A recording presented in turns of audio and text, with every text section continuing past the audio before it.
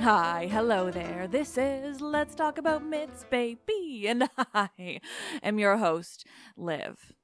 And today I'm here with such an incredibly fun conversation episode. It was one of those ones where I go into the topic thinking it's going to be absolutely fascinating. I'm going to really enjoy it, become a little bit obsessed because that's what happens. Interesting topics. What I didn't expect was just how hilarious it was going to be. And I probably should have realized because I spoke with Professor Helen King, who has just written a new book called Immaculate Forms. And it is a stunning title, but really all about women's history from the ancient world until now. And it turns out, and I think none of us should really be surprised, but ancient Greek men trying to figure out ancient Greek women's bodies, and of course, in this, we're using the term women. We do mean biologically female in this case, because that's the whole point. Oh my God, watching, or rather listening to stories of these ancient Greek men try to figure out what the fuck a womb is doing. Wandering womb. We've got just the very concept, which you will see in the title. Women are wet and spongy. Like, oh my God, it's truly joyful hearing all of these things. But also we talk about kind of everything surrounding that, contraception in the ancient world or lack thereof, kind of what is going on when it comes to the way they studied women's bodies. And I mean, truly, it's like listening to a story of somebody like feeling their way around a pitch dark room. Like, they are baffling, and it is so joyful. We had so much fun. I cackled through half of this episode. It was the first one in a new thing we're doing, which is that Michaela sits in on episodes whenever she has the time. That way she's making notes for editing, and also just like she gets to take part, which is so fun. And this was the perfect way to start it. Truly, what a joy. I'm just going to jump straight into the episode.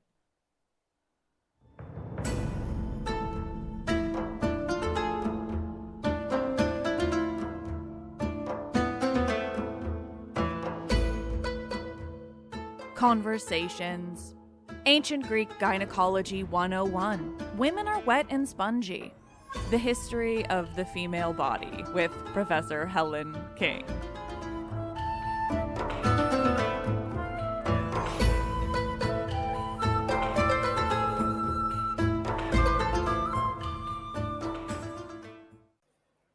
Well, I'm so excited to speak with you today. About your new book, Immaculate Forms, which, like, it's a lovely title, but then of course we find out the topic and I was like, oh, I cannot wait to have you on the show. So I mean, I just want to hear literally everything. So the book is about, women's bodies in the ancient world, right? And so yeah, how did you start? Yeah, ancient up to modern. See, so I started with the publisher got in touch with me. I think it was 2017 or 2016, ages ago. I know, and said, we'd really like you to write a book on women's bodies, the history of. And I'm like, that's a really small topic. Not. Okay. And I was currently, at that point, I was running the Department of Classical Studies at the Open University, and I was dealing with my mum getting increasingly frail. And it was like, I really cannot think about writing a book, let alone one on a huge topic like that. So, come back to me. And of course they did. So I came back to them and decided the way to do this was to go for a 4 body part structure. So go womb, clitoris, start the outside, start with the chapters in the right order: breasts, clitoris, hymen, womb.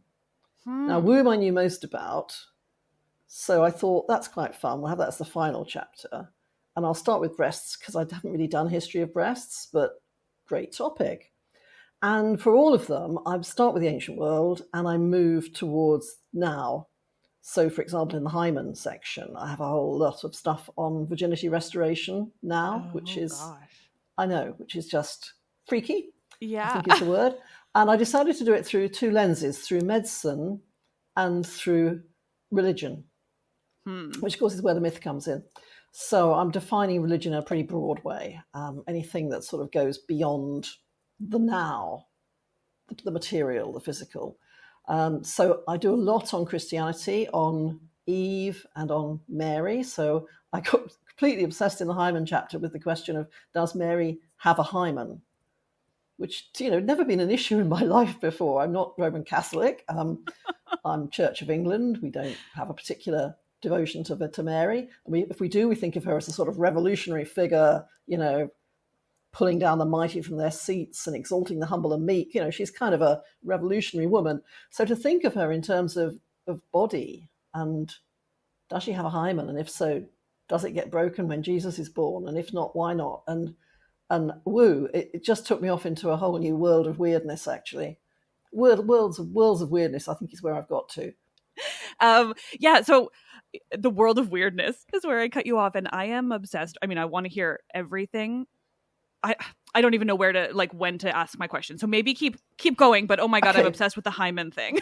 Okay, the hymen thing is pretty weird. Yeah. So breasts, clitoris, hymen, womb. At one point I thought of calling the book Breasts, Clitoris, Hymen, Womb. And the problem with that, people were saying, well, if you go into a bookshop and you say, excuse me, have you got breasts, clitoris, hymen, womb? You're going to get a really strange reaction from the bookseller. So maybe not. But in my mind, that's sort of what it's called. So breasts, we start with the outside. So what can you sort of see of women? And of course, even there, you're not going into a completely obvious situation because, as we all know, you can enhance your breasts, you can wear padded bras, you can wear uplift bras, you can wear something that doesn't really show you've got breasts. Breasts are actually something which you perform. They're not body in that sort of neutral way. They are performative. So I quite like performative organs as a concept. bits you're showing off or not. Clitoris, so the whole debate about, is there such a thing as the clitoris? I hadn't realized it was quite as big a debate as it is. So in the 16th century, 16th century, you've got Realdo Colombo discovers the clitoris. 1559. There's a date for your calendar. Word. How can you discover something that's the same word as it was 2,000 years earlier? Exactly. How can you discover this? And we've got things like Sappho's poetry, where she talks about the little apple at the top of the tree, which the men can't quite reach, which is very clitoral, isn't it? Come on. Well, I've done perhaps a bizarre amount of research into the ancient Greek notion of the clitoris, and it means little hill, right? Yes. Exactly. I love that. Yeah, I didn't know about the little apple, Sappho. I'm going to have to go find that. Little apples as well. Little hill, which is wonderful. So there's dear old Colombo going, oh, look, I've just found this thing. And he describes it in very graphic terms. I was examining a living woman. So this is not dissection. And I found this oblong thing. And if you touch it, women go completely wild. And they send their seed in all directions. And he thought, whoa, this sounds like quite fun, doesn't it? But once you've done this, once you've said, if you touch it, who's doing the touching? So what if the woman touches it on her own? Does that mean you don't actually need men anymore? So the clitoris gets quite tricky, really. Oh, my God. Is it a good thing or is it not a good thing? But at the same time, you've got people like the great and very classically based anatomist Andreas Vesalius, who pictures himself on the title page of his book, The Fabrica, with Galen and Hippocrates, or possibly with Hippocrates and Erasistratus and Herophilus. It's hard to know which, but people wearing togas like they've gone to a toga party, really. People in togas are hanging out at the dissections of this 16th century man. I mean, he's clearly, he's identifying with the classics all the way. He has images of the body where it's like a statue, sort of with arms and legs cut off. This whole sort of statue style of anatomy art. He's so classical. And he says, no such thing as the clitoris. I found a few, but it's just like a freak. God. A sport of nature. It happens occasionally, but don't worry, it's not serious. This is the most Christianized thing, just comparing it to the ancient world where it's just the debate is so tied to a Christian patriarchy and the notions inherent in that. It's so interesting. I think it is.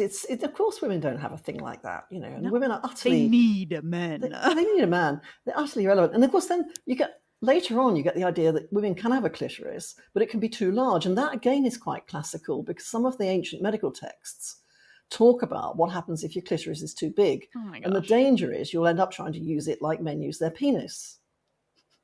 So the penetrative clitoris, and that clearly worries people enormously.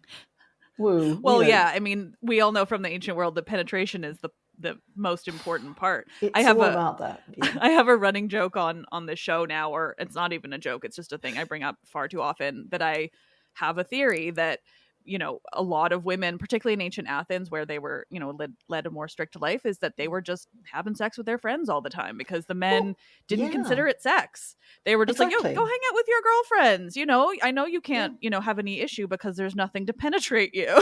So that's fine. So there's no issue about having illegitimate children or anything like that. You know, it's fine. Do what you like. So the idea that a woman is actually using it to penetrate was considered very strange. Yeah. And of course, it's also interesting for me because this was othered in a very racial way. So the ancient Greek medical texts that talk about this always say it's someone other than Greeks who do this. It's these funny foreign women. Yeah. Funny foreign women doing weird things. And that's very Greek, actually, isn't it? Yes. Funny foreign, very funny foreign. So anyone who's doing something weird has to be foreign. That's sort of the general rule. Yeah. Absolutely. So you've got Greek medical texts that talk about removing the clitoris, which is pretty gross to read about. Yeah. But it's not clear what they're actually talking about. I mean, they could be talking about the labia, because sometimes the terminology is a bit vague. There's this word in Latin, crista, which means crest, like a cockerel's crest, I guess. And what is used for clitoris? But that's sort of not just one thing. It's quite labial. Yeah. So you do wonder half the time what they're talking about. But the idea that you could have one that's too big and you have to have it removed, that's definitely classical. And horrifying. Wow. And horrifying, yes. So yeah, clitorises. Then there's hymens. Well, you know, Virgin Mary, does she have a hymen? Does anyone have a hymen? I mean, now we'd say, yes, of course the clitoris exists, and it's much more extensive than we used to think. And it wraps itself around the vagina, and the whole distinguishing clitoral orgasm from vaginal orgasm is kind of ridiculous. That's Freud's line on things, that you should have only vaginal orgasms if you're a proper woman. Oh, Freud. But I know. But since it's all wrapped up together, you can't separate them, can you? Yeah. It's completely potty. So the whole vaginal thing, and while we're at it, Princess Marie Bonaparte. Oh, gosh. Okay, Princess Marie Bonaparte, fascinating woman, had the idea that her whole problem with sex wasn't that she was married to a guy who was homosexual, which you might have thought was the problem. But no, her problem with sex, she reckoned, was that her clitoris wasn't near enough to her vagina. Okay. So she put a lot of effort into having operations to move her clitoris. Which, you know, again, it's the idea that it's this tiny little thing and you move it around, when actually it's a huge thing and it's bigger than a penis and it extends inside you and it wraps around your vagina and, you know, it's one thing. So we would say clitoris real and big. But hymen, kind of dodgy. Not everyone's got one. So what anyway?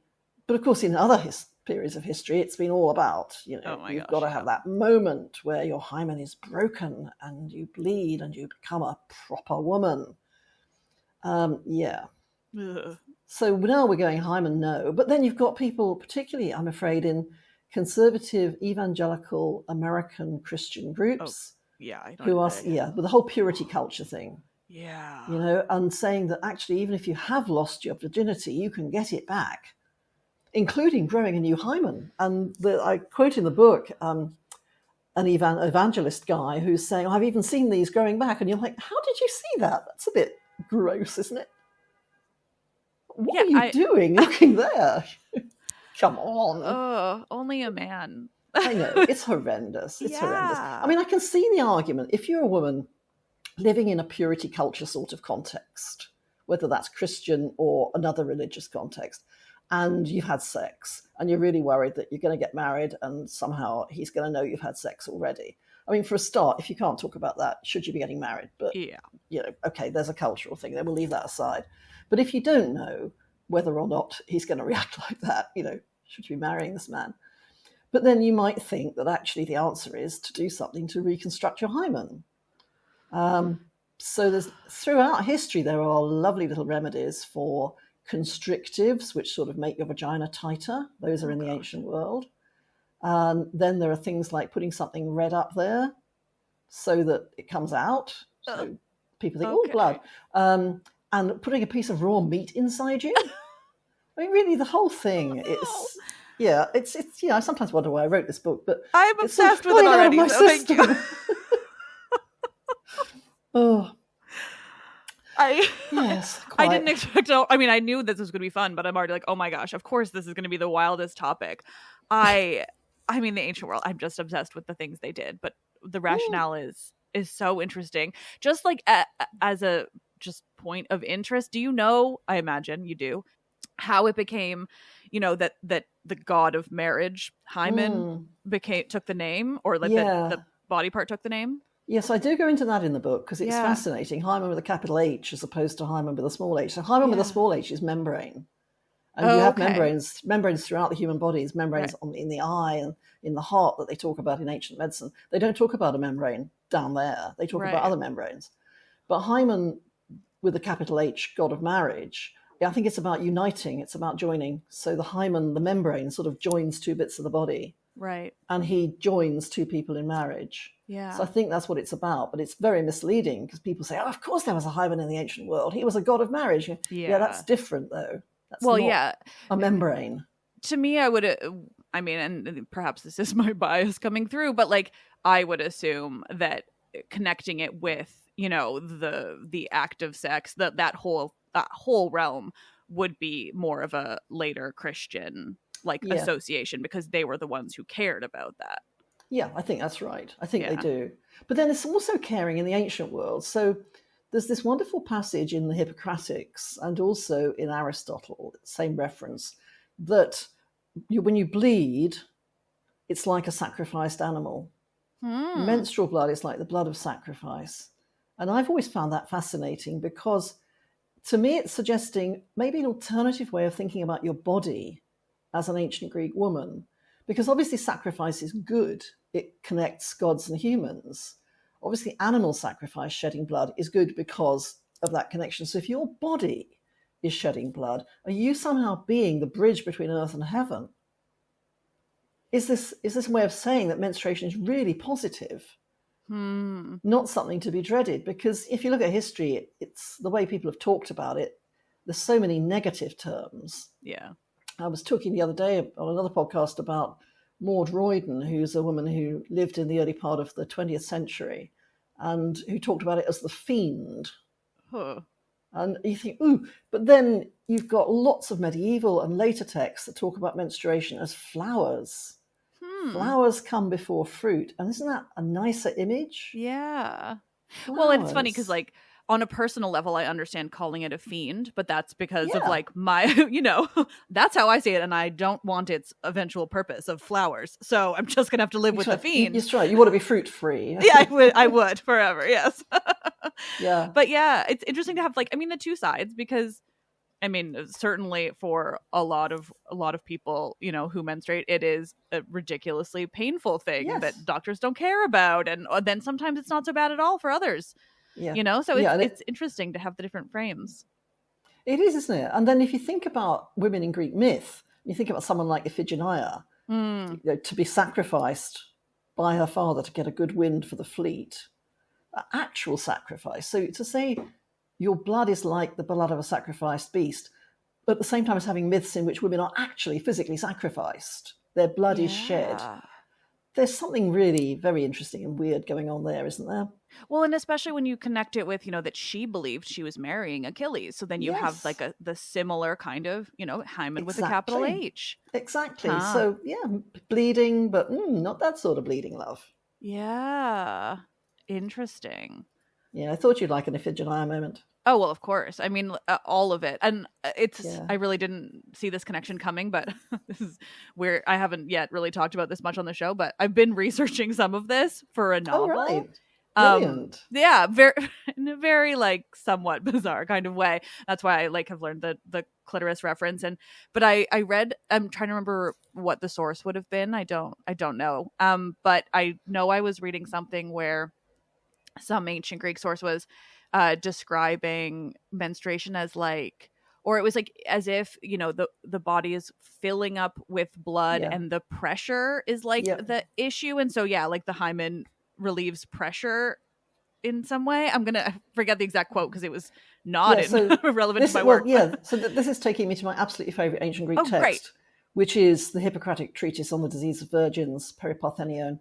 Oh, disease I probably of was virgins, just reading Hippocratic. disease of young girls, whatever you want to call it. How do you translate parthenoi? You know, big issues there.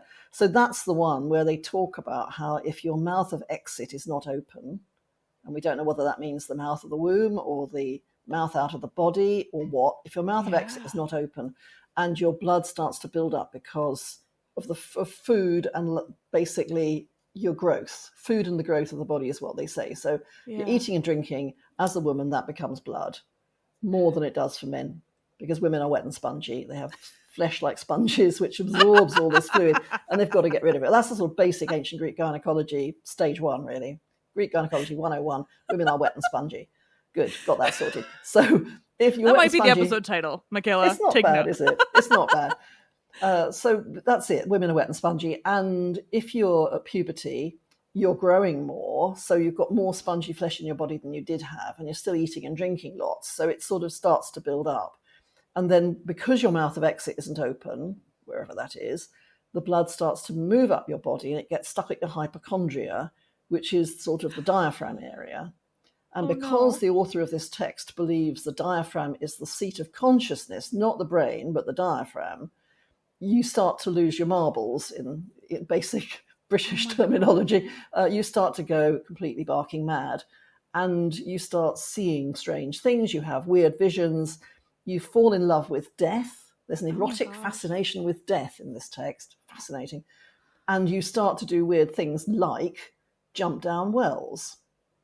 And you think, okay, or hang yourself. Now, so that's interesting. So that's 2 methods of dying which don't involve bloodshed. It's like you're denying it. Your body wants to shed blood. You're either strangling yourself somehow, hanging yourself, no blood, or you're jumping down a well, drowning, no blood. It's like these girls are saying, I don't want to bleed. Well, I don't want to do that. And you can understand their point. Because once they bleed, they're going to get married off. It's so interesting, though, because like that, I mean, that is absolutely all relevant, but it also screams to me of, you know, premenstrual depression, whatever it is. Yeah, definitely. Exactly. Michaela's texting this exact thing. Like, it sounds like, extreme depression and suicidal thoughts. Michaela can decide whether she wants to keep this in, but it's hilarious timing because literally yesterday I was complaining to her about cramps and then we just like had to talk about depression symptoms and anxiety symptoms. And it just sounds like he's describing women who have killed themselves because they don't have access to you know, care for that. Oh my gosh. Yeah, it's an extraordinary text. And this is the one where they say that the cure for this disease is marriage. Well, you know, what do you expect a Hippocratic Greek writer to say? The cure is marriage, okay. But then says, but women think that they're healed of this disease when they dedicate their garments to the goddess Artemis. And you've got this very, very rare, unique, almost, reference in ancient Greek medicine to what women do versus what men think they should do. Right. So women see this as a religious problem, and the answer is Artemis. Now, those of us who like Artemis would say the answer to everything is Artemis, but Artemis is the way to go. And so you give her garments, and then she will release your blood, and you'll be fine again. Wow. What are your theories on this connection to Artemis and like what? Because that's amazing. So there is a reference, the first thing I ever published years ago, 1983 or something ridiculous, was an article called Bound to Bleed, Artemis and Greek Women. I think of my titles in the bath, and that was a good one. That's so amazing. Bound to Bleed, and it's about strangulation, and it's about the strangled Artemis. There's a reference, just one reference, to one of the many forms of Artemis as the strangled Artemis. And I'm thinking, the Artemis who does not shed blood. That's really relevant to these women who are not wanting to shed blood or who are wanting to shed blood, but it's not coming out and it's building up and something's going on there. And then you can link that to archaeology and to the site at Brauron, where there are lists of garments that women dedicated to the goddess Artemis. They did it. And we know there's other references to them dedicating garments when they've given birth. So Artemis as getting you through another transition in your life, the birth transition. But the idea that actually they're giving garments not just when they've given birth, but in order to get through their first period, that's really powerful to me. And there are whole lists of these garments, with what color they are, with whether they're wonderful. There's actually one is frog green. I'm just imagining what a frog green outfit would look like. Frog green. Frog green outfits. And they're giving these things, and these are all listed in terms of whether they're sort of displayed at the sanctuary. You can walk past and see these garments on display and think, that was given by a woman who had this problem. And some of them are described as ragged, like they've been there a long time, or maybe they were given when they were quite old, maybe they were given later in life. This whole culture of women giving their garments to the goddess, I find absolutely fascinating. Yeah. I mean, do we know what women used, for their periods in the ancient world? Like, could it have also been that? Yeah, well, funnily enough, there was one ancient scholar in the 19th century, I think it was, who suggested that the rags that women were giving were actually the menstrual rags. Okay, yeah. And he got in a terrible state, as a man would, by imagining these sort of great wooden chests full of menstrual rags just sitting around in the sanctuary, and surely not, who knows? So rags is the answer, clearly. We don't know, obviously, things like how much women did bleed in antiquity, whether their diet was so rubbish that they didn't really have much in the way of menstrual periods, just something quite scanty. Interesting. So that's possible. Or that they just simply, stayed at home, bled into their clothes, also possible. Yeah. But most cultures, it's rags, it's old clothes, which you somehow sort of stuff between your legs and tie around and hope to goodness that nothing goes wrong. Yeah. So, it's not a thrilling story, really. You get people claiming, they invented tampons. And you think, I don't honestly think so. No evidence for that whatsoever. Yeah, I mean, I don't know why anyone would assume that without evidence. No, what was that, a logical thing? Yeah. Do you know? Yeah. So, so that's got us into Artemis, I'm afraid. Well, no, please. Once you're there, you can't get out again. Oh, shucks. I won't try to fight it.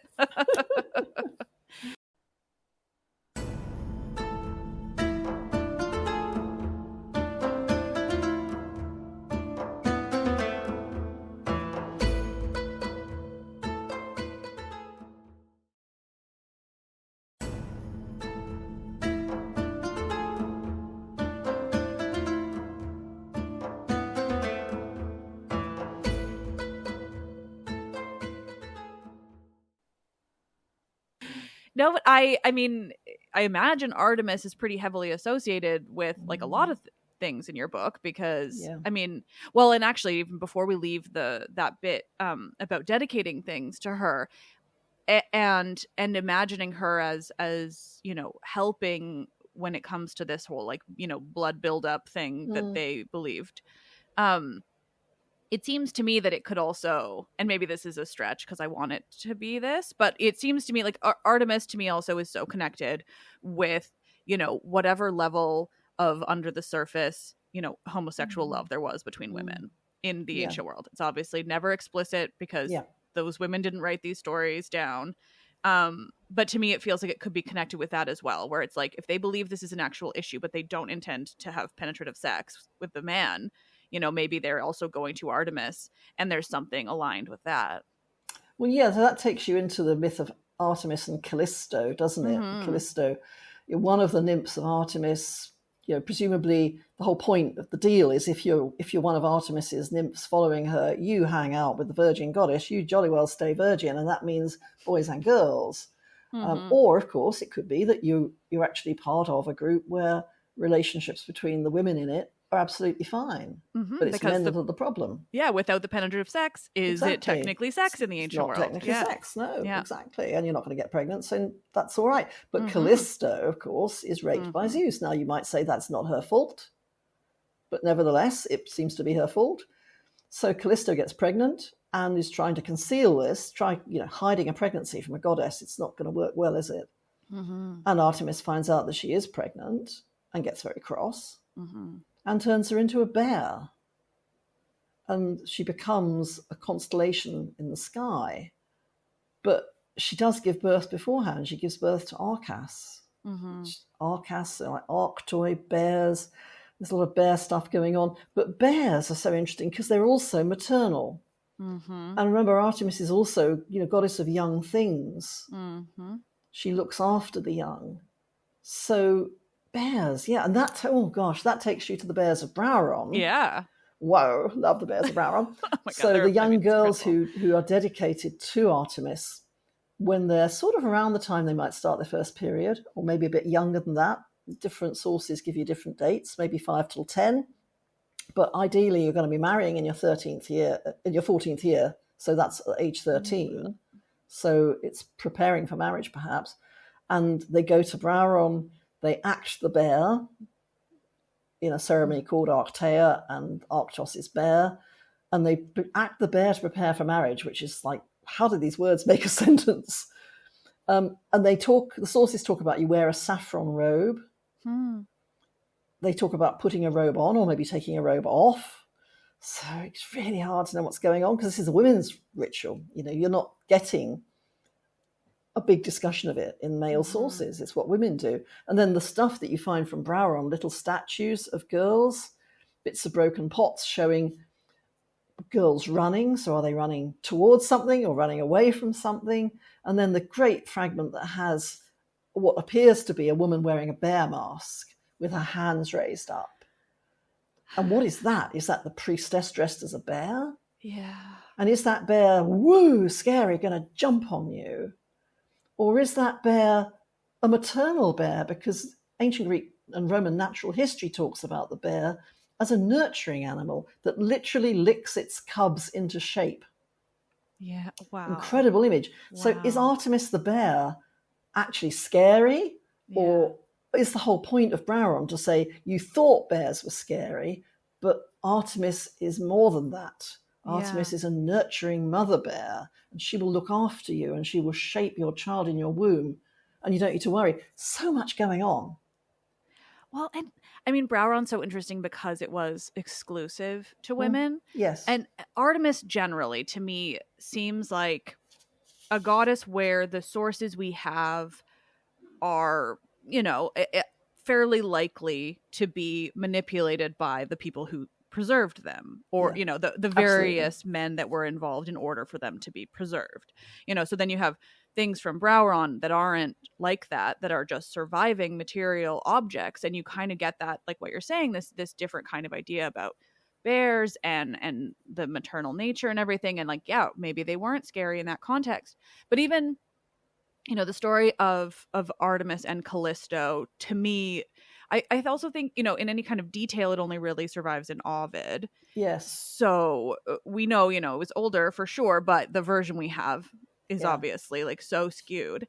So to me, that story has always seemed like, that element where Callisto is blamed for Zeus's rape of her by Artemis, that feels to me like men infusing their fear of paternity into the story, where the story was probably that Artemis loved Callisto and she was raped, right? I think that's a much better way of looking at it, because as you say, when you've got something which is only in one source and it's Ovid, so it's lots of detail, lots and lots of detail. And, we know he plays with myths. Of course, everyone plays with myths. But everyone tells them. Well, everyone does. And then, but Ovid so specifically, especially by being literally not Greek, I try to explain it to my listeners is like, Ovid is writing like, Ovid is writing a remake 600 years later, right? He's Baz Luhrmann writing Romeo and Juliet. It's different. It's showy. It's very intentional in the way it's formed versus, the actual mythological origins and how they were developed and then eventually preserved. Yeah, I think that's absolutely right. And it's when you've got the combination of something like that, a very literary account, and then you've got something as fragmentary as a little bit of a pot from Browron with a bear priestess possibly on it. How do you put that together? How do you make that into a story? Yeah. And then you've got the other story, which is the one about the bear at Browron, that once upon a time a girl was playing with a tame bear who hung out at the sanctuary like tame bears didn't. And the bear scratches her, and her brothers kill the bear in revenge for it hurting her.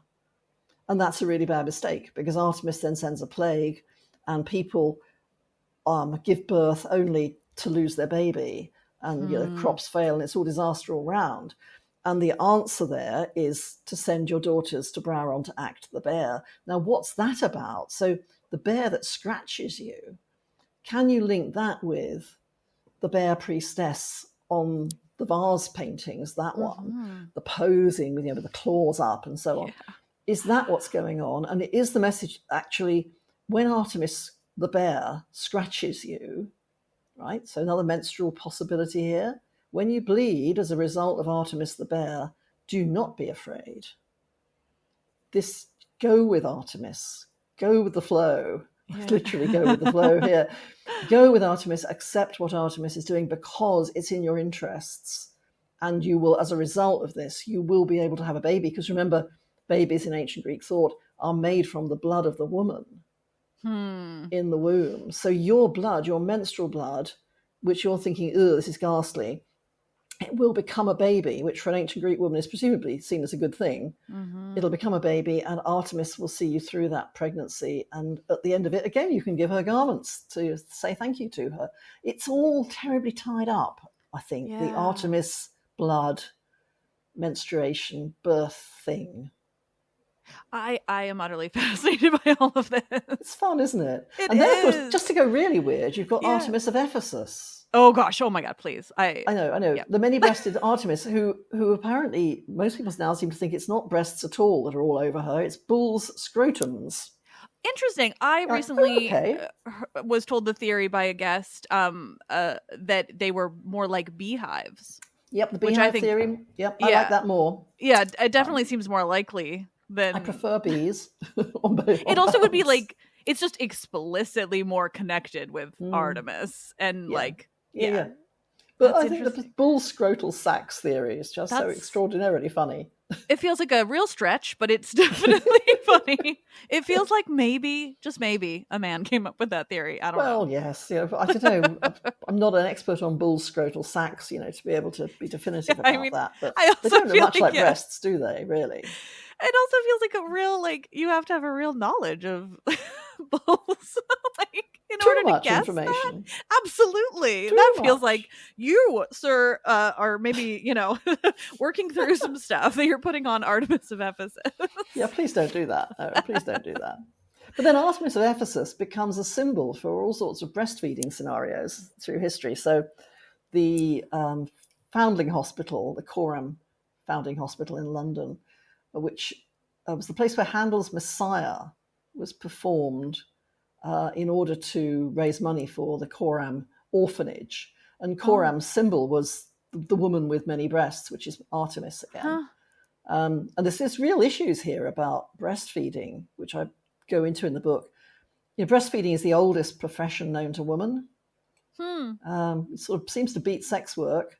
It's also it feels much kinder to women. Yes, it does. It certainly does. But then you read of some women who breastfed, dozens of kids over their life, several at once, because they had so much milk. Because apparently, I've not tried this one, but apparently if you breastfeed, you keep going on breastfeeding, you just keep going on breastfeeding. As long as you don't stop, you don't stop.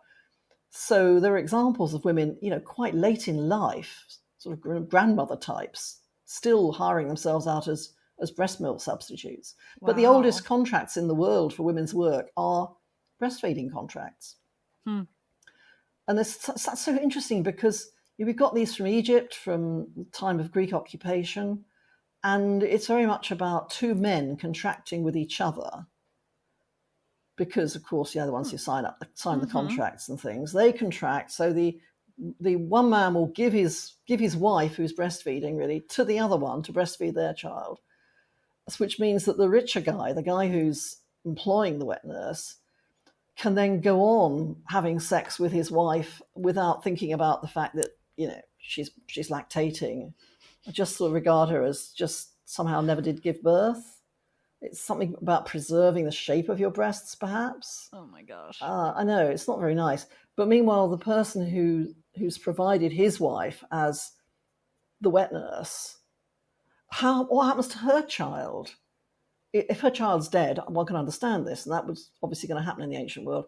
But is she trying to maintain breastfeeding on two children? Is she not feeding one as much as the other because she's contracted to feed this one, so there's not much left for the other one? I don't know. I think there's quite a lot of interesting exploitation issues going on there. Yeah. Potentially. But it is a big thing, and you contract to do it, and you swear when you're going to become a wet nurse that you will not have sex with anyone.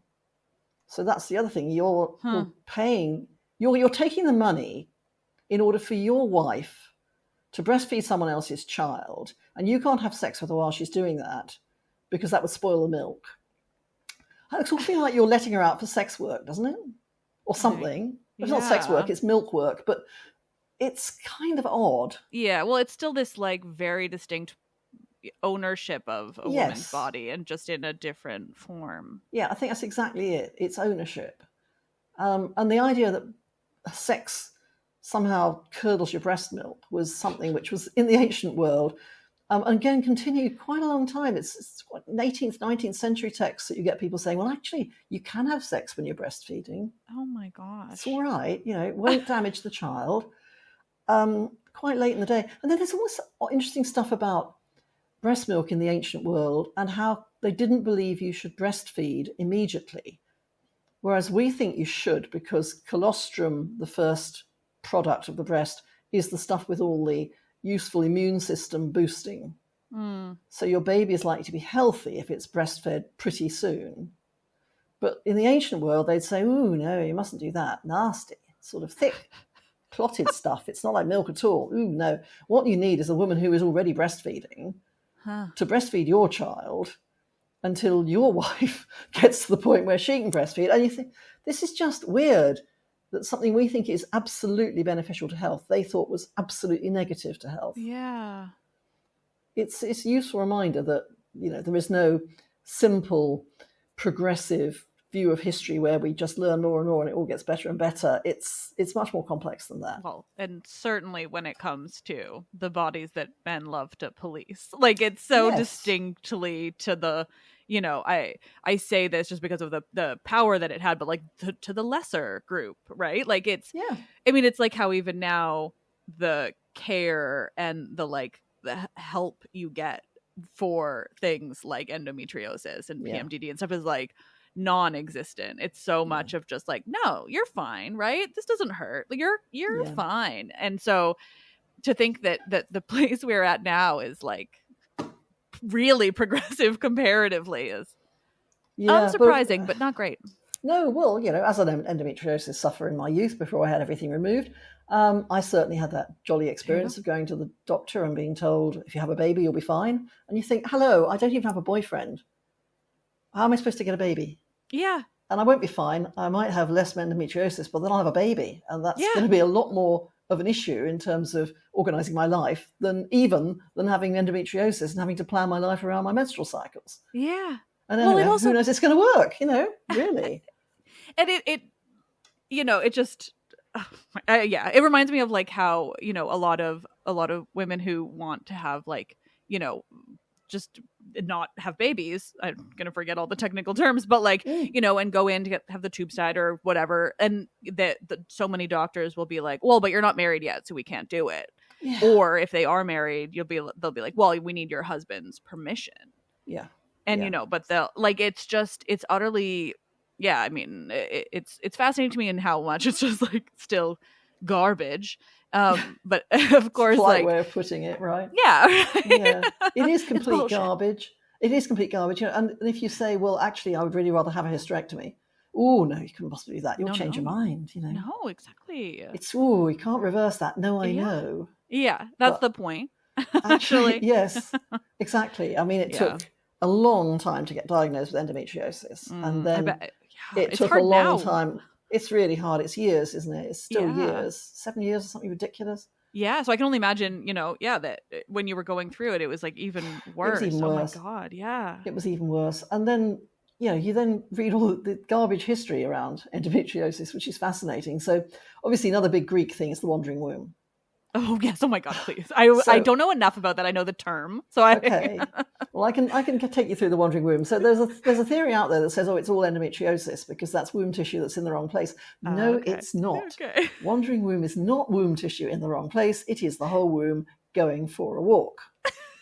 As one does. As one does. Tissue in funny places is a very interesting topic. So it's not just endometrial tissue, womb tissue, that can turn up in funny places, including in the navel. I know someone who had it in their navel. Oh my gosh. I know. I've heard of it going far worse places. Don't go there. Don't think about brains. It's too unpleasant. But endo can go in all sorts of places. But so can breast tissue.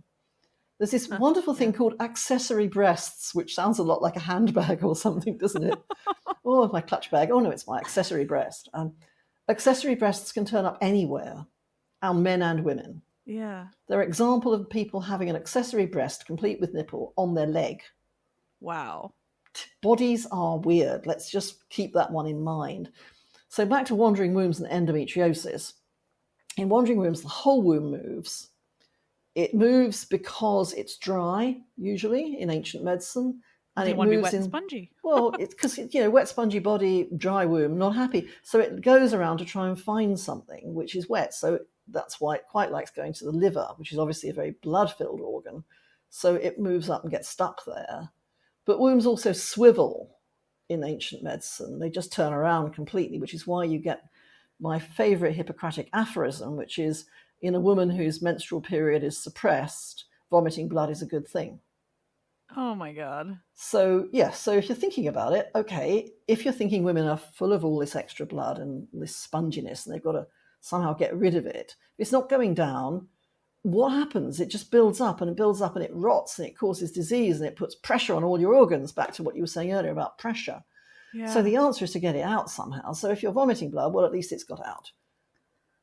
Oh, good. I'm sure that the women who are vomiting blood fared very well from that. It's great, isn't it, really? I'm sure they felt so much better as a result. So nosebleeds, and also blood from any orifice. But that goes on into the 17th and 18th centuries. And I even have a 19th century case I know of where a woman who was bleeding from her ears, they thought that was suppressed menstrual blood.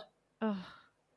So, we think of wandering wombs as weird. There's actually far more weird out there than that. Yeah.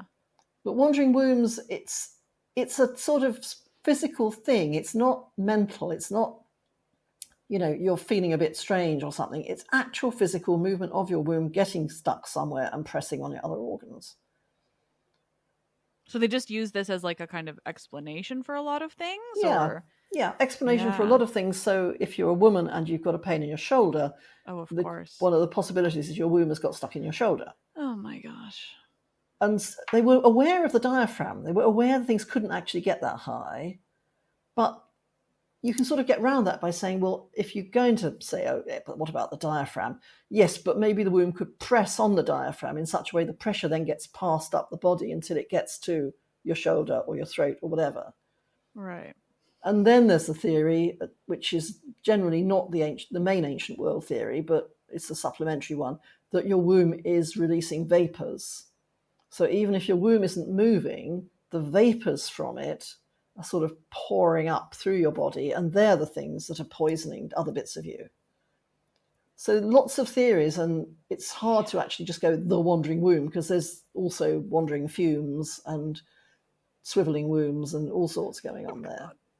Well, you're reminding me too of I did a double major in classics and English lit, and so what a combo! I know, right? It was. I mean, they worked really well together. But a huge part of my education was in English literature, and so I'm just thinking of like all the Victorian stuff of what's the word they liked. I mean, I know it might be humors, but they had women's all the different issues they would say of.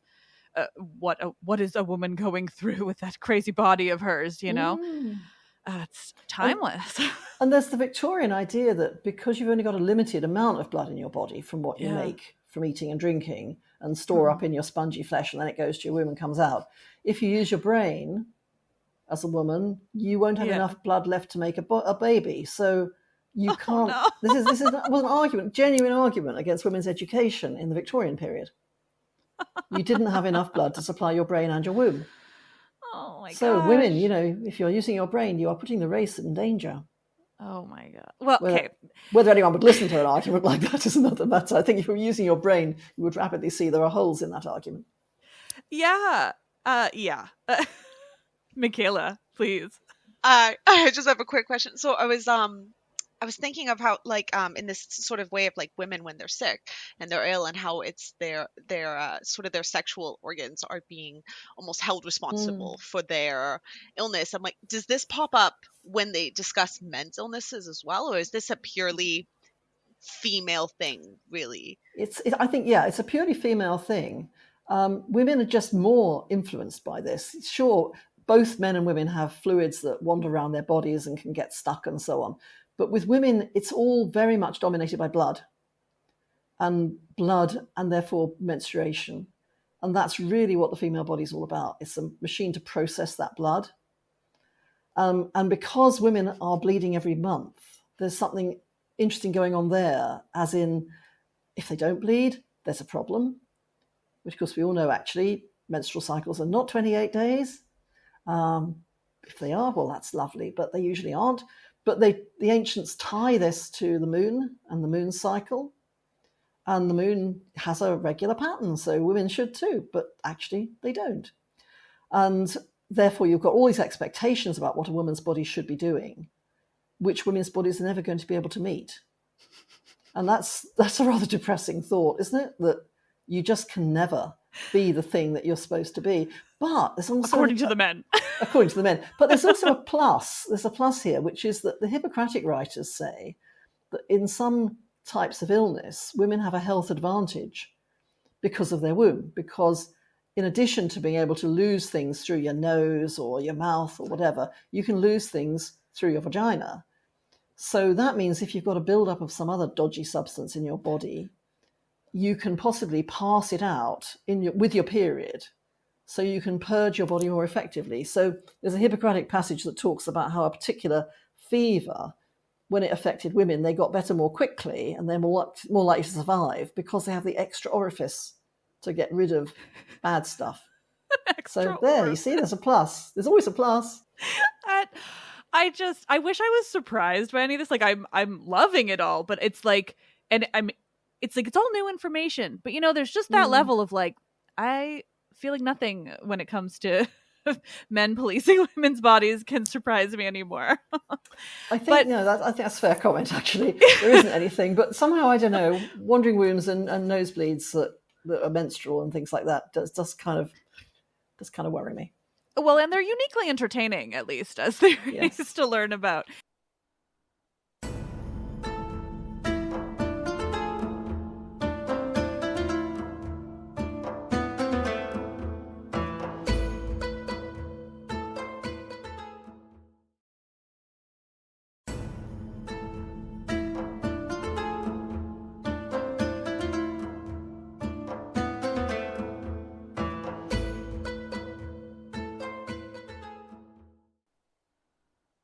Now, okay, this has really led me to another thing that has been kind of consuming my mind lately. And that is like, I forget how I came to this, but earlier in the year, I kind of revisited Hesiod's Theogony as a kind of like, what's the word I want? Like a ripple effect of the matriarchy that would have existed in the prehistoric periods, like the linking to the goddess figurines, all of that. Like I never know quite what the consensus is, but I certainly say with certainty that it was a matriarchy before it was a patriarchy, and that a lot of times you can see the kind of echo of that. And to me, these days, I read the Theogony as that echo, as this like slow decline of the power of women until they are sufficiently subjugated by the current male power, right? Like you see the generational decline and how then Zeus like supersedes everyone. And I mean, just all of this just connects with that to me, like just this way that they just kept enforcing this idea that men were more of everything, and and they're just trying to like stamp out what was left of women holding any kind of power. Yeah, there's certainly that feeling by the time you get to the Olympian gods, you've got woman very much in her place. Hera, right? Yeah, Yeah. she is the woman who has been put in her place. And even, we talked about Callisto and the way that Zeus's assault of everyone, Apollo's assault of everyone, Poseidon, like the way that in all of the stories it's, it's just cut and dry, like, oh, this just happened. Like, we don't look at how the woman felt at all, particularly in the Theogony. It's my kind of pet obsession that people love to say that Ovid invented the part of Medusa's story where Poseidon raped her. But I maintain it's in the Theogony, because he says very explicitly, that Medusa lay with Poseidon. Yeah.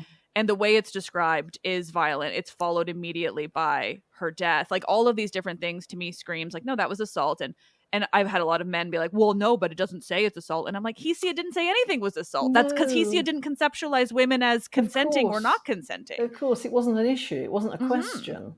I think that's right. And I think, again, back to the Olympian ones, I mean, at that point, you've got women very much in roles as wife and mother, or as virgin. You've got Hestia, you've got Artemis, you've got Athena as the virgin goddesses, and of course you've got Athena, for goodness sake, born of the male. Mm-hmm. Yeah, exactly. She's like that exact example, right? Of he takes back that power. Oh, that's actually, thank you for bringing that up, because the whole episode I did was really about also about parthenogenesis, and so and then how the Theogony connects with that.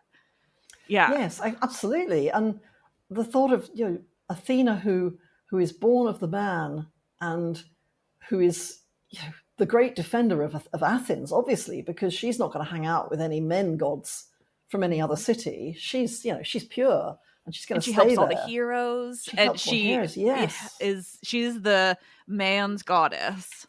Absolutely. The original agent of the patriarchy. I think that's right. She's indeed the man's goddess. So that's why Artemis is more interesting to me, because you can see there's a woman's dimension there. In her virginity is not in the service of men in the same way. So Hestia, she's like eternal daughter, isn't she? She's just minding the fire and doing what she's told at home. And Athena is out there battling things and generally being very male. But Artemis, she's in a different league. She's out there with the wild, and she's also hanging out with women. And yes, she's vicious, but in an interesting way. I mean, look, Actaeon sees her bathing, gets turned into a stag, gets hunted. I mean, what's not to like? Truly, that's a great one. It's excellent. And then, of course, there's Pandora, if we're talking Theogony. Oh, my God, please. How long have we got on Pandora? So I'm very big on the idea that Pandora's jar is a womb. Oh, okay, yeah. Okay, so she's sent along with this jar, because obviously it's not a box in the original thing, but isn't it interesting it becomes a box when, of course, that's also slang for female genitalia? Yeah. Nice. So she starts as a jar, as a womb. She ends up as a box, vulva. I don't know. Maybe not pursue that one too far, but it's fun to try. It is. So the jar which contains all evils, so that period pains from anyone, wandering stuff, weird vibes and strange fumes coming out of it, but it contains hope. So that again is the womb that will produce the next generation. So she sits around all day taking things into her belly, which is what Hesiod sees women as doing. They absorb everything a man can produce, whether that's agricultural products or men's semen. They just take it all in. His view on women was it's great, isn't it?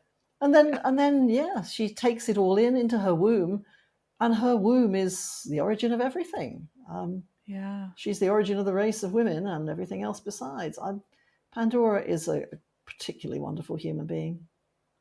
Absolutely. I think. And there's so many great images of her jar across time. So Paul Clay did one where it's very much got sort of smoky, sooty stuff happening in it. It's like fire. So there's things I've also there about the womb as warm. It's the hot place. It's the place in Herodotus. We have Periander putting his loaves into a cold oven as shorthand for having sex with his dead wife. So yeah, I know, it's great, isn't it? He put his loaves, nudge, nudge, into a cold oven. Nudge, nudge. Know what I mean? That's what tyrants do. Amazing story. So a cold oven, of course, because the womb is an oven. The womb cooks. The womb's a hot place. Women are colder than men, but the womb is a hot place. And women can cook their blood in there into a baby. But then that whole thing about heat and cold is so big in the history of Western medicine. So it's not just about cooking your blood to make a baby, but the idea that breast milk is another form of menstrual blood that cooked even more. Oh. And so that's why milk and blood are the same fluid through most of Western medicine. But then, of course, if you can cook your blood a little bit more, you might make the best fluid of all, which is, of course, semen. Wow. So then that is a useful way that's used in history to explain why some men produce breast milk. So we would say it's a particular type of tumor that's producing milk, and it's not a normal thing. But you could argue in the past, when you didn't know about those tumors, that men could somehow cook their blood to make semen, but not quite cook it enough. So it becomes breast milk instead. So they're not proper men. Wow. I know. In my book, I actually have a guy from the 18th century who produced breast milk and used to squirt it at people at parties. You can't make this up, really. And this, this is an 18th century sort of quite reputable story. Yeah. Okay. Pandora. Do you know, is it the original word pythos? Like, was it meant to be Yes, a pythos? it's a pythos. Yeah. It's a pythos. So it's a storage jar. It's what you put your grain in over the winter. Big, right? Big. It's big. It's a big jar. I remember I read in Natalie Haynes's Pandora's Jar, like her note about it being a pythos and the kind of reminder of just how unsturdy, like how unsteady a pythos is. You Absolutely. can easily knock it over. Pointed bottom, yeah. It's not meant to be something, or rather like it is one of the easiest things to break, because my theory on it mythologically is because people love to, ask about Pandora and connect with all these evils. And, I mean, the first thing that drives me crazy is that people still say, that it was like curiosity that made her do it, because no, there's zero reference to that at all. There's zero like agency involved in her doing it. And that is the idea of curiosity is entirely tied to the Christian Eve and like all of that grossness. And so instead, it's like it's Zeus set her up for failure is kind of the way the story goes. He set it up to happen exactly as it did. There was never going to be an alternative. And I think that makes it so much more interesting and also so much more sort of like tied to the purpose of that story, like the whole of the Theogony being this like slow subjugation of women, in the Olympian or in the gods, you get to Hera, who does, only punishes the women for her husband's indiscretions and all these different things. And then for the mortals, you get Pandora, who was always destined to be quote unquote evil. And of course, I mean, taking any of that from Hesiod is hilarious in so many ways, because I mean, he's not quite as evil to women, not quite as misogynistic in the Theogony, but in Works and Days, where he's like, exactly. Marrying a woman is the worst thing you could ever do. Yeah. And then if you don't marry one, that's bad too. It's a really bad situation, right? Life, it's just bad. He's just, the idea that Hesiod contributed, to the understanding of women in mythology is heartbreaking to me sometimes. But then you mentioned Eve and the curiosity there. So there's some really nice stories of Eve in later periods, so 16th, 17th, 18th century, where you've got people saying actually Eve is like a model of what a woman should be like. She's got natural curiosity. That's good. She's scientific. She's nice. She's great. She's really good. Eve wanted to find out what was going on, so she thought, try the apple because I want knowledge. Who wouldn't want knowledge? Well, that's the thing, is that's how I certainly would see it. It's only the connotation that like she's conniving, and actually just even saying that reminded me that when Hesiod writes the creation of Pandora, he's like, all these different people gave her all these like really awful Yes. tendencies. But that's what it Yes. feels like to me. But yeah, The mind of a bitch. Yes. Yeah. The ravenous gas stare and the mind of a bitch. Yeah, when I've ever taught that, I say to students, the mind of a bitch, and that means the same thing as it does now. Yeah. But then bitches, we're onto dogs, we're into puppy dog fumigations in ancient Greek medicine, where you stuff your puppy with herbs and spices and put it into a warm jar, and then put the jar in a hole in the ground, which you've put a bit of sort of wood around and set fire to it so it's a bit warm, and then you pass the fumes from the jar, including the fumes from the stuffed puppy, into the woman's vagina, because of course that's really good for you. Just thought I'd mention that. You need to do more Greek medicine. You'd love it. No, that's horrifying. Oh my god. Puppy dog fumigations, beetle pessaries, it's all there. Well, anything that doesn't have dogs. What's the beetle? The beetle pessary, you take a cantharid beetle, so that's the same beetle you use in Spanish fly, so very irritant. So Spanish fly is an aphrodisiac because it sort of makes you all itchy and you want to do something. But in this case, you take your Spanish fly beetle and you take off the head, the feet and the wings, and you wrap the whole thing in wool, and then you insert. And that's really quite good because, sorry, when I say quite good, I mean, it's obviously, that's a relative statement. It's quite good in a bad way. Because the head, the feet and the wings are actually the most poisonous, irritant parts. Oh, wow. So you are removing the worst bits. But then the whole point is you're supposed to be bringing on a delayed menstrual period. It's those periods that get stuck somewhere again. So the aim is to make the woman bleed. The poor menopausal women. Yeah, they've got no chance. Well, they might not have lasted that long, of course. So. Yeah. Oh my gosh. So anyway, beetle pessaries, there you go. Sure. Okay, somehow that made me think of, I would love to hear anything you have to know about the birth control. Oh gosh, birth control. Yeah. You still get people saying silphium was the perfect birth control, and we ended up growing it and using it and it became extinct. Who knows? Who knows? In terms of what we do know, well, you've got all sorts of things in ancient medical texts which sound like they could be used for birth control. But then that depends on what you mean by birth control. If you mean early abortion, as a form of birth control. Yeah, well, exactly. Yeah. So I think early abortion is a much more likely thing than contraception. Yeah, fair. Because contraceptives, there really isn't anything. And the sorts of things we hear about, you've no idea what they're actually talking about. What is that plant? No idea. But early abortion, yes. So things like pennyroyal, which are abortive, would be used. What is that? Plus, you do have discussions of what not to do if you want to make sure you keep the baby. So don't carry heavy weights, don't jump up and down. So you could do a lot of carrying heavy weights and jumping up and down if you don't want to keep the baby. Right. It's interesting when ancient medicine could be used for the reverse effect of what you'd intended to use it for. So the doctor said, don't do this if, and you go, that's exactly what I want. I'll do that. Yeah. Yeah. But then that raises questions about how far ancient medicine was known to women. Yeah. So you've got one line that says actually all these things were women's remedies and men just wrote them down. Right. And the other line saying, oh, come off it. Some of these things are just, no woman in her right mind would do this. These are things men have done in order to be unpleasant to women and to punish them. And then I'm glad we have that alternative. This nice one. I think I'm somewhere in the middle, the middle's often a good place to be, where you can say, okay, so actually probably both sexes thought that's how the body worked. Because if you're a woman and the doctor says to you, what's happened is your womb has got stuck on your liver and you need to do this, you sort of need to believe that if you're going to do any of the things the doctor tells you to. Mm-hmm. Otherwise you'll go, yeah, that's lovely, and just not do it. So I think it's a shared knowledge. But it's not a knowledge which is positive to women, which is why I'm always interested in finding those points where women could just subvert it a bit. Mm-hmm.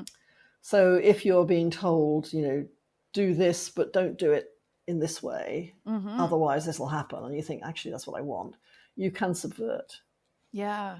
So, yes. So, subverting or alternative interpretations, like Artemis and menstruation, and actually it's women's bodies offering their blood to the gods, and so your human sacrifice in a good way because you're still alive, between communicating between gods and men. if you want to see your menstrual blood in that way, it's a lot better than seeing it as a waste product, for example. Yeah. Yeah. So, I mean, unfortunately, I know the answer is probably no. But do we know anything about like what women were doing themselves, or like do we have anything? I'm thinking like Sappho, where it's like, oh, it's a kind of a freak nature that we have her. Yeah, it is a freak. It's an amazing freak. It's wonderful. Yeah. Of course, having it something that's fragmentary then makes it so difficult to interpret as well. Yeah. So it really isn't anything like that medically. No. Yeah. Not in this period. Later on, you do get women writing. So by the 12th century, right, you've got women writing medical texts and talking about remedies. So you can see what's going on there. But it's always within the sorts of tradition that they've already inherited. So it's very hard to say something medical without the underpinning of the tradition.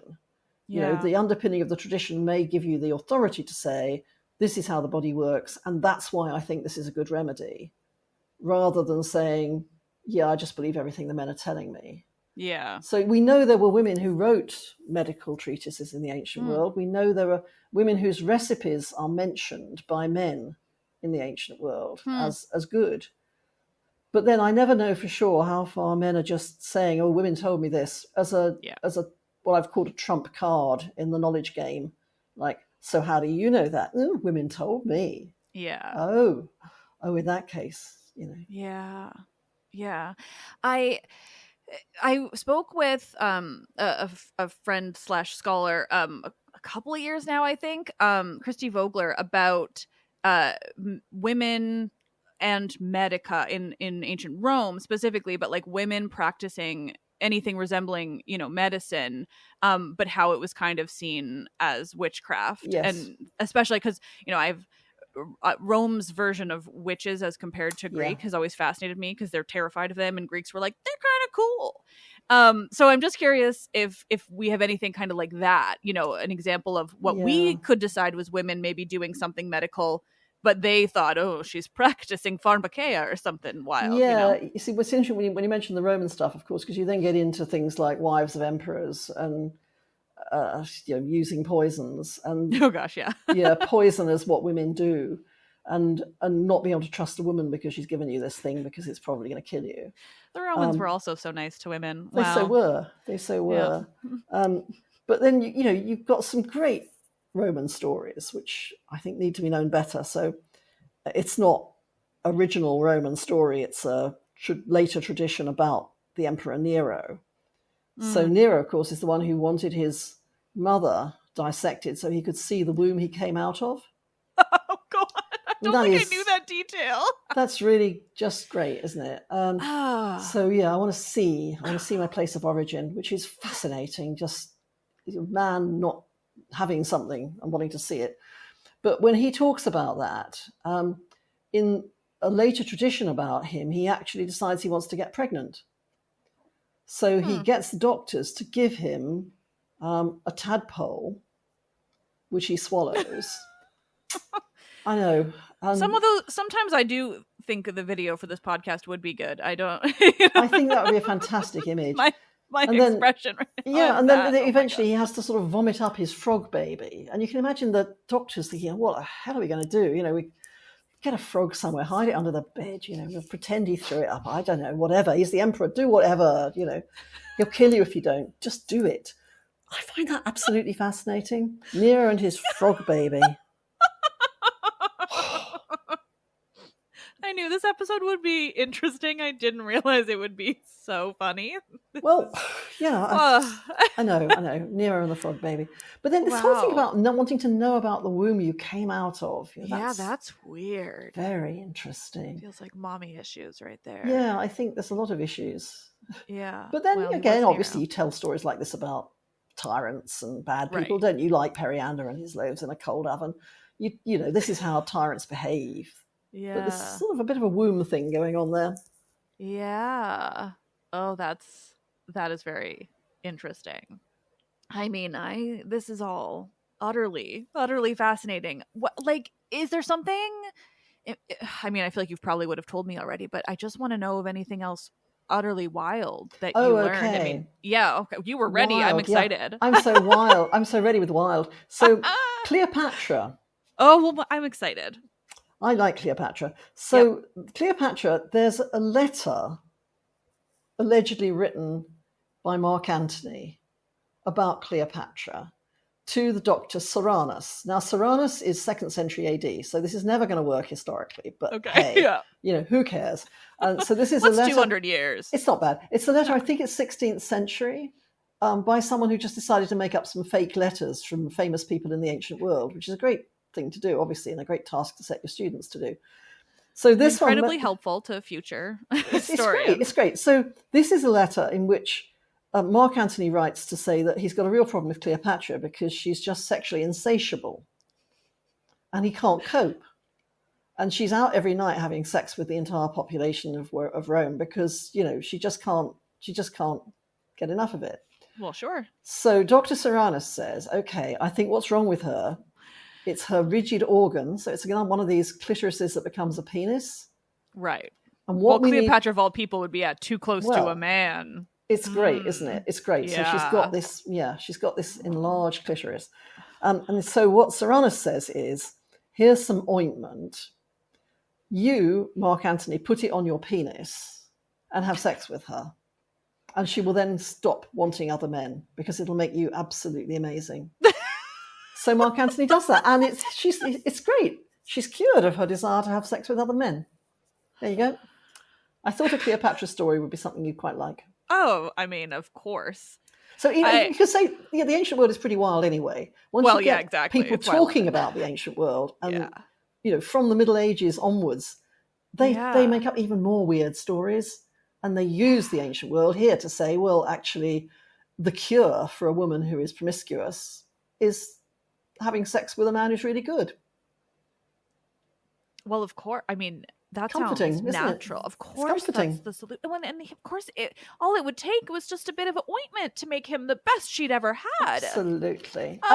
It's not about technique. It's not what you do with it. It's the ointment. It's not about the man at all, ever. It's always about, maybe her clitoris is broken. Well, if it's too big as it is. Wow. Well, you did ask. Oh, I'm thrilled that I asked. I mean, what little I've read for just this like silly little research I'm doing for a novel blew my mind. And so I mean, what else do we know about the way they thought about like women's sex organs? Do we know much more? Like their whole clitoris thing is obviously, you're saying, very confusing, and they're like, what is it not? But did they have any other wild theories about the vagina broadly? Well, I suppose it's not specifically Greek and Roman. The vagina dentata, the toothed vagina, is the classic, really, isn't it? Yeah. In terms of the fear of the vagina. Yeah. But this is making me think of the stories of the women who raise up their clothes to show the men their lower organs. Right, so this is Persian women or Spartan women, depending on which version you read. And the men are fleeing from battle. And the women lift up their skirts and they say, "What are you doing running away, you cowards? Do you want to come back in here where you came out from?" And the men go, "Oh, no, we don't," and run back and fight bravely. And I find that a fascinating story because what are the women showing? You can't actually show your womb. You can't show your vagina. You can show your belly and thus hint that that's what you came out of. Yeah. So is it the womb they're showing there? But also the whole crawling back inside thing is just fabulous. The sort of one-way travel. Yeah. Well, it also feels like a really early form of just calling a man a pussy. Absolutely. Like, I normally don't like that term because it feels derogatory to women, but in that case, like, that's what it is. It has bad Donald Trump moments, doesn't it? But, as a term, but yeah, absolutely. And it's sort of saying you're emasculated. You don't have the bits. You need the bits to fight. Yeah. But of course, you don't need the bits to fight. But then you've got that whole terminology thing in Latin of vagina, meaning sheath, as in the thing you put your sword in. Yeah. So there's something going on there that's worth looking at. Okay, so the way you said about women not having, the skill or whatever it was. Sorry, my brain is bumping around because you're telling me so many fun things. But what do you know about the whole myth that like the Amazons cut off their boob? Yeah. Oh, I bet there's Amazons, stuff yeah, with that. very interesting. Yeah. So in representations on vase painting, they have both of them. Yeah. So what's going on with Herodotus and others talking about they've only got one? So the only one thing, obviously the theory there is that the strength of your breast will go into your arm instead. Okay. So that's going to make you stronger because you've only got one breast. I think it's better as a theory than the one that says that you're pulling a bow and it's easier if you haven't got a breast on that side. Yeah. But then the problem you get, and this again is one where classical myth, as told in the 16th century, has a bit of a moment. So there's a real question in the 16th century, could Amazons breastfeed? Okay. And so the answer is, well, yes, they had one breast left in order to breastfeed, because that's obviously what women do. Of course. So then the question is, do Amazons menstruate? Because if menstruation is all about blood building up and Amazons are rushing around the place killing people, using up their excess blood in energy, so have they got any menstruation left? But they need menstrual blood to be transformed into breast milk. Otherwise, they can't feed their young. So you need to have some menstruation to make breast milk, but you wouldn't be having much menstruation because you're rushing around all the time. So, and this is a genuine question that 16th century medics wrote about, and they couldn't come to a conclusion because it's obviously an impossible question to answer. Yeah. But you can see why it becomes a question once you're thinking about milk and blood being the same thing. Yeah. Oh, it's interesting to me too, because I mean, my brain kind of goes to, the idea that women that, mythologically would be Amazons, would be so muscular and everything that, in many cases, I think they would have smaller breasts for that reason. But then where does it come in that they only have one? Like, that's odd. I understand the general masculinity that comes with a woman who is a warrior to that degree. But yeah, the one just feels so odd. Yes, it does, doesn't it? It's just so strange when art doesn't do that. So there must be something going on here about force and energy. Yeah. Well, and they were so afraid of women like the Amazons, right? Yes. Where women who didn't need men, women who could fight, women who could stand up for themselves, like. I love the different myths of how the Amazons get pregnant, as to whether they have a sort of big sex festival every year with a neighbouring tribe. Yeah, there's that theory. And then if any boys are born, they give them back to the neighbouring tribe and they keep the girls, which is sort of reasonable. And the other theory is that they do have a lot of fun with their men, but they keep the men lame so they can't run away. And the lameness, again, it's a sort of laming your men. Is that saying something about the energy of the men? Again, not going into their legs, but going into their penises. So does it make them better? Of course. So are the Amazons actually having a great time? To me, that feels like more of the same, like, the reasons we have these stories and how that influenced the stories. Because, laming a man because, who's sleeping with an Amazon feels like, oh, that guy is not a real man because he's sexually attracted to this woman who, is such a badass warrior. Yep. Yeah. Oh. I don't know. It's mind-blowing, isn't it? It is. Amazons are fun. They are. Oh my God. I wish there was like an actual surviving myth, like pre, I think it's just in Pseudo Apollodorus. Like, yeah. But, even just the idea though that they were so popularly depicted, even without a surviving myth, is so much fun. But they become quite fascinating too in later history, the idea of an Amazon, because you get to see the breast. Yeah. Even though you only see one of them. Yeah. So I found examples of, for example, music hall performances where people do various tableaus. So people just stand there because you obviously can't move around because it might look a bit dodgy. But you stand there and represent a scene from history. And the Amazons were very popular from that point of view, presumably because they're Amazons. So by definition, you can see a breast. So if your audience is, a load of blokes desperate to see a breast, you can do it there. Whoa, fantastic. It's all right. It's the Amazons. Doesn't count. It's not really a breast. It's history. Yeah. It's classical. It's respectable. I mean, in that case, there's an awful lot of statues you can go looking at, There guys. there are. This is, again, good reason to keep showing them. And of course, Adam and Eve. Eve's a great one because they haven't got any clothes on, have they? So Yeah. the more representations of Adam and Eve you have, the more you can see bodies, can't you? Yeah. Which apparently is fascinating. I mean, so it's all. I could go on forever, but I try not to keep people too much longer than an hour and a half. So, God. I think we're there. Sorry? I think we're there. Oh, yeah, I know. Exactly. Time flies when you're having fun. It does. I mean, I say this every time, and every time it's true. I love these conversation episodes so much. Like, it's just so interesting. I'm absolutely fascinated. I also recently spoke with my friend Alexandra Sills, who researches ancient sports and games and everything. And so actually, I feel like she graduated from the Open University. Anyway. Oh gosh. But anyway, she came on the show to talk to me about the Olympics, and so I'm just thinking like, oh, we're doing so many naked episodes. But this one's far more interesting because that was women weren't allowed because of, all of the naked parts. Absolutely. So, oh my gosh, this is utterly incredible. Is there anything maybe tell my listeners a bit more about the book, or like not go into detail, but where they can buy it, whatever. So the book's coming out, Immaculate Forms, uncovering the history of female bodies, or something like that. I completely forget what my own title is. Anyway, I'll put it somewhere. Immaculate Forms. So it's coming out in the UK on September the 5th, and it's coming out in the US and Canada with basic books in January. Nice. With a slightly different subtitle. So in the US and Canada, it's going to be the body in 4 parts because it's breast, clitoris, hymen, womb. So that's fun. And yeah, there are various podcasts around it, like this one. Hurrah. Yeah. And I've just had enormous fun writing it.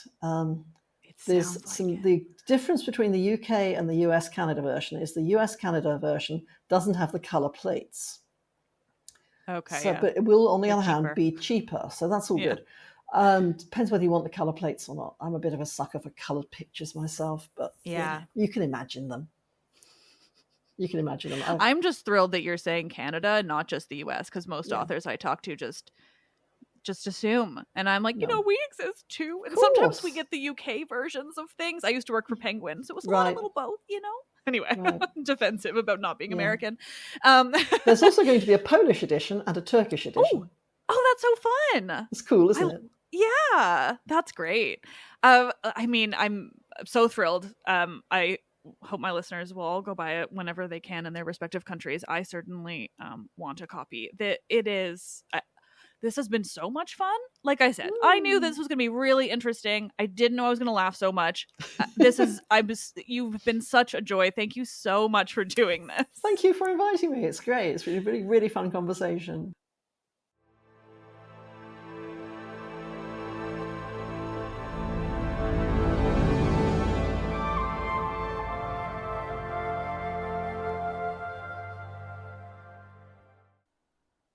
Oh, nerds, thank you so much for listening. Truly, this was so much fun to record. We had such an incredible time. It was a great way to start off a big round of recordings that we're doing. Obviously, the rest of them are going to feed directly into Euripides, which starts next week. I'm going to be completely frank with you. This is the second time in, I swear, 5 years where I have just kind of been fully aware of what my plan for episodes was during the week and then forgetting what days I have to actually do it, despite the fact that I've been doing this full time for how many years. In any case, I'm rushing to get this episode out to you in the morning. And so I'm not going to repeat everything I have been, but check past episodes for all the cool new stuff coming up, and you'll hear from me on Tuesday. Anyway, Let's Talk About Myths, Baby is written and produced by me, Liv Albert. Michaela Smith is the Hermes to my Olympians, an absolute queen.